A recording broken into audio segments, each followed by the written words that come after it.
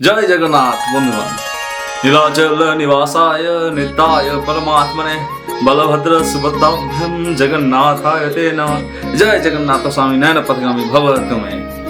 এই সানযাত্রার পর থেকে আমাদের রথযাত্রা পর্যন্ত এটা হচ্ছে অনবসর কাল। প্রভু শ্রী মন্দিরের কপাট বন্ধ থাকে। অনেক ভক্তরা, আমরা অনেকেই জগন্নাথ দর্শনে যাই, খুব আনন্দ পাই, কিন্তু অনেক ভক্তরা এই সময় খুব নিরাশ হয়ে বাড়ি ফিরে, কেননা প্রভুর দর্শন পাওয়া যায় না।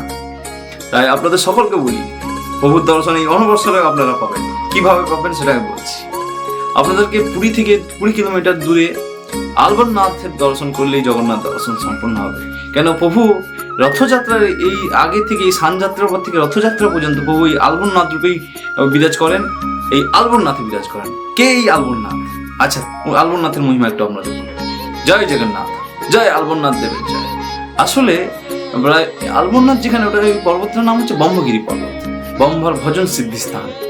এবং দক্ষিণ ভারতে আমরা বেশিরভাগ বিষ্ণু ভক্তরা পাই, ভক্তদের পাই। দক্ষিণ ভারতীয় দিব্যশ্বরীগণ, মানে যারা ভাগবত প্রবক্তা হয় না, এদের দিব্যশ্বরীগণ বলা হয়। দিব্যশ্বরীগণ এরাই ব্রহ্মার ভজন সিদ্ধিস্থান, অতি পবিত্র। এই জায়গাতে চতুর্ভুজ বিষ্ণুর ভগবানের মূর্তি বিরাজ করে এরা পূজা পাঠ করতে চেয়েছিল। তাই জন্য সেই থেকে এরা পূজার চেষ্টা করেন, এবং এরা এখানে পঞ্চরাত্রি উপায় বিধিতে এরা চতুর্ভুজ বিষ্ণু স্থাপন করেন প্রভু। এই দিব্যশ্বরীগণ, আসলে তামিল ভাষায় দিব্যশ্বরীগণকে, মানে ভাগবত পার্ষদকে বলা হয় আলবর, আলো আর। যাই হোক, আলবরনাথ, এই আলবরদের ঠাকুর বলে এই প্রভুকে আলবরনাথ বলা হয়। আমরা এখন অপভ্রংশভাবে নামে আমরা আলারনাথ বলি, বাস্তব হচ্ছে আলবরনাথ। তাই প্রভু চতুর্ভুজভাবে এনারা স্থাপন করে গেছেন। এবং এই যে দিব্যশ্বরীগণ এই আলবরনাথকে সেবার দায়িত্ব দক্ষিণ ভারতীয় কোমা ব্রাহ্মণ,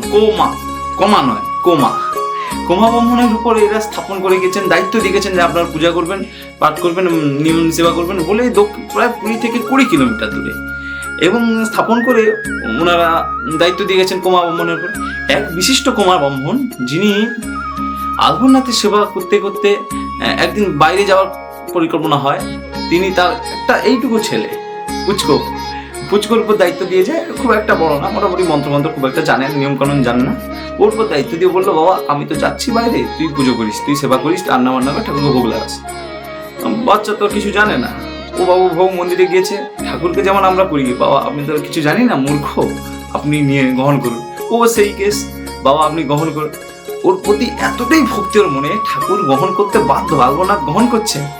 অবাক করা বিষয়। প্রথম দিন মা জিজ্ঞাসা করলো, বাবা মন্দির থেকে ভোগ বের করতে হয়, এটা নিয়মে পড়ে বলতে। ছেলে তো মন্দিরের ভোগ থালা নিয়ে এসে দেখে ভোগে তো কিছুই নেই, ঠাকুর তো সব খেয়ে নিয়েছে। মায়ের বিশ্বাস হয়নি, নটখট ছেলে, বলা যায় না, এ নিজেই খেয়েছে হয়তো। এই ভেবে মায়ের প্রতি একটা সন্দেহ ভাব। তৎক্ষণাৎ ওর বাবা চলে এসছে। ওর বাবা এসছে বলে লুকিয়েছিল, ও ছেলেকে বলেনি। পরের দিন ঠিক ছেলে আবার ভোগ দিতে গেছে, বাবা লুকিয়ে লুকিয়ে দেখছে কি হচ্ছে, ব্যাপারটা একটু দেখি। সত্যির বল সত্যি, ছেলে ভোগ দিয়েছে, এতটাই ভক্তি, এতটাই, এই ভাব খুব কম। ঠাকুর গ্রহণ করছেন ভোগ, আর বাবা লুকিয়ে লুকিয়ে দেখছে। কি অবাস্তব! ঠাকুর গ্রহণ করতে যাবে, হাত লাগিয়ে ধরলো। ঠাকুর আপনি যদি সব খেয়ে নেবেন আমরা খাবো কি? আপনি যদি সব খেয়ে নেন আমরা খাবো কি? আমরা তো অনাহারে মারা যাবো। তখন ঠাকুর বলছেন, তোমার ছেলের যে ভাব, এই ভাবে আমি প্রসন্ন হয়েছি, বলো তোমরা কি বর চাও? বর কি আর চাইবো, আপনি যেভাবে খেয়ে নিচ্ছেন আমাদের সব, আমরা তো না খেয়ে মারা যাবো, ওনাকেই মরতে হবে। ঠাকুর তখন খুব বিরক্ত, রাগ হয়ে গেল প্রভুর, যে যা দিয়েছি, যাকে দেই আমি ভেবে চিন্তেই দেই, এ সবই তো পৃথিবীর আমার জিনিসের উপর তোমার এত বড় কথা?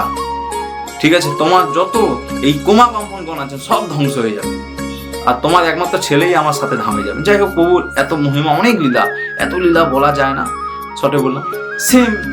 সেই থেকে কোমা ব্রাহ্মণ চলে যায়। এবং এই আলবরনাথ দেব পুরুষোত্তম, পুরীর রাজা পুরুষোত্তম দেবকে স্বপ্ন দেন যে আমার সেবার ব্যবস্থা করা হোক। আর পুরুষোত্তম দেব তখন 2 পরিবার, ভরদ্বাজ গোত্রীয়, 1 পরিবার বশিষ্ঠ গোত্রীয় ব্রাহ্মণকে নিযুক্ত দায়িত্ব দেন। 2 পরিবার ভরদ্বাজ গোত্রীয়, এরা হচ্ছে পুজো পাঠ করে। আর 1 পরিবার বশিষ্ঠ ব্রাহ্মণ, এরা ঠাকুরের সেবা কাজ এবং সুন্দর, এদের পুষ্পালক বলা হয়, মানে এরা ঠাকুরকে সাজানো, রন্ধন এইসব করেন। আরেক পরিবার ব্রাহ্মণ আছে যারা ঠাকুরের অন্যান্য কাজ করেন, নামটা আমার এই মুহূর্তে খেয়াল নেই। যাই হোক, এটা এই 3 পরিবার মোটামুটি কাজ করছে, এখন 30 পরিবারের মতো হয়ে গেছে, কম দিনের ব্যাপার নয়। ঠাকুরের লীলা। এবং আমরা এই আলবনাথকে কেন জানি, আমার সচল জগন্নাথ স্বয়ং প্রভু আমাদের মহাপ্রভু গৌরাঙ্গ সুন্দর পুরীতে, মানে যেমন আমরা একটা আয়নার সামনে একটা করি না, অভিনয় করি না, আয়নাতে কেমন লাগছে আমাকে, কত সুন্দর লাগছে, এটা হচ্ছে বাস্তব। তাই জগন্নাথ নিজেই নিজেকে দেখছে, নৃত্য করছে এক জগন্নাথ, জগন্নাথ নিজেই নৃত্য দেখছে। মহাপ্রভু সবসময় জগন্নাথের সামনে আনন্দে বিভোর থাকেন। জগন্নাথ এই অনবসরকালে যখন জগন্নাথ দর্শন হয় না, মহাপ্রভু খুব বেদনায় পেয়ে গেল। এটা ভক্তদের দেখানোর জন্য, ভক্তদের শিক্ষা দেওয়ার জন্য যে কিভাবে ভক্তের একটা ভাব হওয়া উচিত ঠাকুরের প্রতি। তাই মহাপ্রভু ব্যথা যন্ত্রণা সহ্য করতে করতে, কষ্ট পেয়ে পেয়ে আলবরনাথ ধামে আসেন। এই আলবরনাথ দেবকে দর্শন পেয়ে সাক্ষাৎ মহাপ্রভু দেখতে পেলেন আলবরনাথই ওই অনবসরকালে প্রভু আলবরনাথই হচ্ছে জগন্নাথ স্বরূপ হয়ে যায়। আলবরনাথের সাক্ষাৎ রূপ যারা এই সময় অনবসরে যারা দর্শন করেন তারা দেখবেন স্বয়ং জগন্নাথ দর্শনের মতো দেখতে পাবেন। জগন্নাথ দর্শনের যে কৃপা মহিমা সেই সময় দর্শন পাওয়া যায়। প্রভু আলবরনাথ অ্যাকচুয়ালি আসল ব্যাপারটা আছে, মহাপ্রভু যেখানে যেখানে গেছে সমস্ত ভক্ত সমস্ত দেশবাসীকে কৃপা করে গেছেন। যেসব মন্দিরে সাধারণ মানুষের প্রবেশ নিষেধ ছিল, মহাপ্রভু সেই সব মন্দিরে কৃপা করে দিয়ে এসছে। আলবরনাথের সবার পক্ষে প্রবেশটা, আলবরনাথের দর্শনটাই সবার পক্ষে সম্ভব নয়, মহাপ্রভুকে সবার জন্য উজাড় করে দিয়েছে। তাই বলুন জয় নিতাই, জয় গৌর, জয় জগন্নাথ স্বামী। এই মহাপ্রভু গিয়ে আলবরনাথে এতটাই তৃপ্তি পেয়েছে জগন্নাথ দর্শনে, মানে যেখানে দ্বন্দ্ববাদ, মানে আমরা মানে বলি না পুরোপুরি শুয়ে পড়ে প্রণাম করি ঠাকুরকে, প্রণাম নিবেদন করি, যেখানে প্রণাম করতেন মহাপ্রভু সেই জায়গাটা পুরো পাষাণ, মানে পাথর গলে পুরো হয়ে গেছে, মানে গর্ত হয়ে গেছে। সেই দৃশ্য আজও দেখতে পাওয়া যায় আলবরনাথে। তাই কেন আলবরনাথের কথা বললাম, যারা অনেকে পুরী যান, পুরী জগন্নাথ দেখেই চলে আসেন, কিন্তু বাস্তব নিয়ম তাই না। জগন্নাথ দর্শন করতে গেলে মাস 3 জায়গা দর্শন করতেই হয়। এক হচ্ছে নীলমাধব, প্রথম নীলমাধব মানে জগন্নাথের আগের রূপ নীলমাধব, আর হচ্ছে আলবরনাথ মানে আলারনাথ, কথিত কথা আলারনাথ ও জগন্নাথ, এই 3 জন না দর্শন করলে পুরী জগন্নাথ কমপ্লিট হয় না। এই 3টে কমপ্লিট হলো। এবার আলবরনাথে মহাপ্রভু এতটাই নিত্য ভাবর হয়ে যায়, নৃত্য করতে করতে জগতে সকলের জন্য আলবরনাথের দরজা খুলে দিল। এবং সেই থেকে ভক্তগণ আজও কথিত হয় যে এই আলবরনাথে যদি রথযাত্রায় সানযাত্রার প্রতি রথযাত্রার আগে দর্শন করা আলবরনাথের দর্শন করলে স্বয়ং জগন্নাথের দর্শন পাওয়া যায়। আলবরনাথের একটা রূপ বলি, আলবরনাথ চতুর্ভুজ জনার্দন মূর্তি। দক্ষিণ হস্তে নিম্ন হস্তে থাকে আপনার পদ্ম, ঊর্ধ্ব হস্তে থাকে চক্র, আর বাম হস্তে ঊর্ধ্ব হস্তে থাকে শঙ্খ, এবং বাম হস্তে নিম্ন হস্তে থাকে গদা। প্রভু যে কি রূপ, কি মহিমা, অদ্ভুত, না দেখলে বিশ্বাস হয় না। শুধু পুরী গেলে জগন্নাথ দর্শন করলে হবে না, এখানে আলবরনাথ নাম দর্শন করলে জগন্নাথ দর্শন সম্পূর্ণ হয় না, বারবার শাস্ত্র তাই বলছে।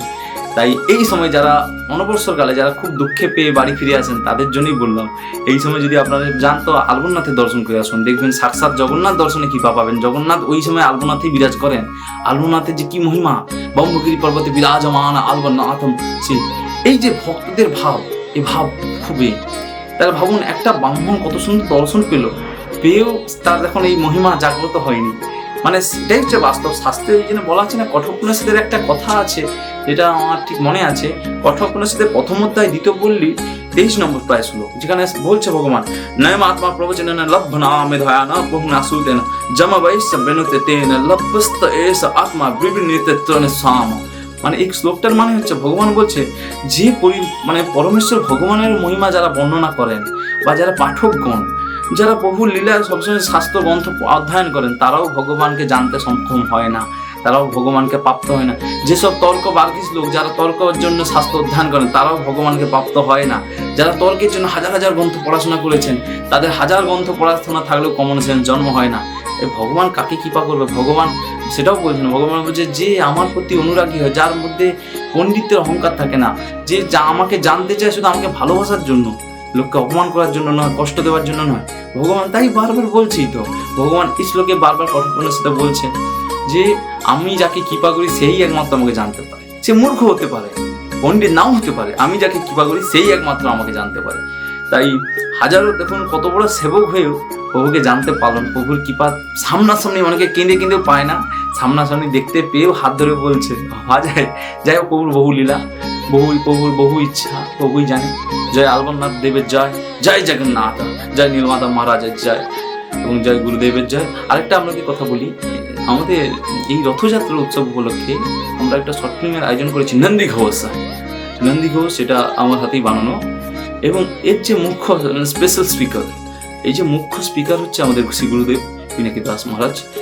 আমি বলবো এই ভিডিওটা রিসেন্ট আসবে, গুরুদেবের মুখ থেকে রথযাত্রা এবং রথের যে কি মহিমা কিছুটা আমরা শ্রবণ করব। এবং সেই স্বপনের উপর ভিডিও চলবে, আমরা সবাই দেখতে পাবো। আপনারা গুরুত্ব দিয়ে থাকুন, দেখতে থাকুন, আনন্দে বলুন জয় জগন্নাথ, জয় জগন্নাথ, জয় জগন্নাথ, নীলাচল নিবাসায় নিত্যায় পরমাত্মনে বলভদ্র সুভদ্রাভ্যম জগন্নাথায় তে নম। আর গুরুদেব গুরুমাতৃভব, গুরুবর্গে গুরুদেব ছাড়া কোনো জগতে কিছু করতে নেই, গুরু মার কৃপা ছাড়া কোনো জগতে কোনো ক্ষতি নেই। আনন্দে বলুন জয় গুরুদেব। অজ্ঞানাতিমিরান্ধস্য জ্ঞানাঞ্জন শলাকয়া চক্ষুরুন্মীলিतं येन তস্मै শ্রী গুরুবে নমঃ। আনন্দে জয় গুরুদেব, জয় গুরু মা। পিতৃমাতৃদেব সকল ভক্তবৃন্দকে আমার প্রণাম। জয় নিতাই, জয় গৌর। আনন্দে বলুন জয় জগন্নাথ, জয় জগা।